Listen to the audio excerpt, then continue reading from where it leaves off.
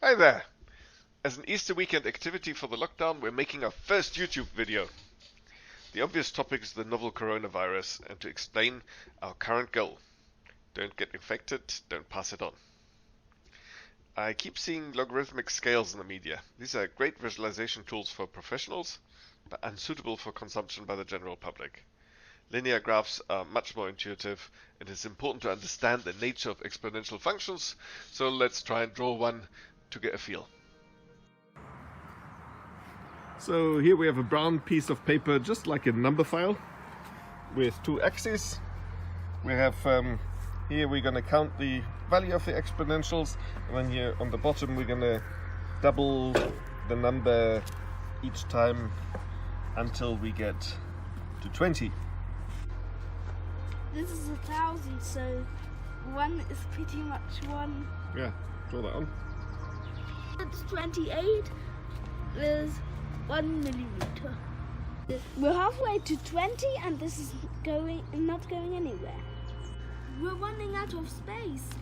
Running out of space again! We ran out of paper. We got up to 18 on the paper, and then 19 is at the end of the second tape measure, and 20 is somewhere there where that football is. Wow!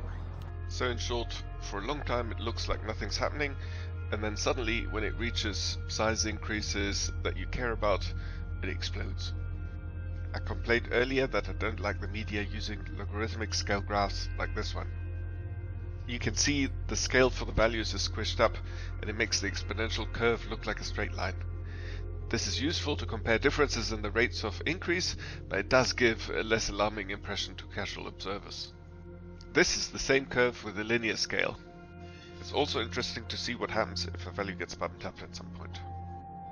Here, marked with a red arrow, we boost the value. You may expect the rest of the curve to move up by that value, as drawn in yellow here, but that's not what happens.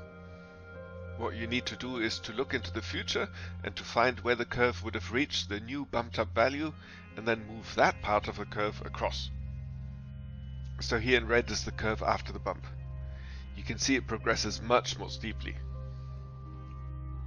During our current COVID-19 outbreak, this effect came into play with religious services, carnival festivals, après ski parties, football matches and the like. So far what we've shown is just mathematics. It seems even the press sometimes doesn't understand the nature of exponentials and keeps reporting record numbers. As long as you have exponential growth, of course, each increase dwarfs previous ones. Some people say, hey, the regular flu kills 500,000 people in a season, so aren't we overreacting to 100,000 COVID-19 deaths? The answer to this should be obvious when looking at this graph. Where's it heading? This is why almost all the countries pulled the emergency brakes to slow the spread. Here are the weekly deaths in New York. The flu deaths for previous years are the colored lines at the bottom. Total deaths from all causes is the grey line hovering around 3,000 lives per week. The red curve for the COVID-19 deaths is the now familiar exponential curve. Let us insert a disclaimer here. This is our take on the situation and our contribution to the discourse. Please apply your critical faculties to this in the same way as you would to any other non-expert video on the internet, especially about this subject. I keep running into people who don't take the situation seriously. Some of you watching this may want to avoid the inconvenient social distancing and have calculated that the odds of danger to you are small enough to say, this is a risk that I will take. But it is not about you.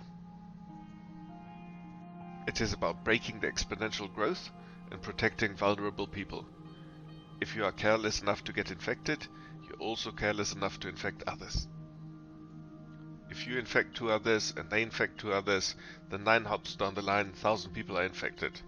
800 of those, including maybe you, might be fine, but 100 might need a place in hospital and 1 dies anyway.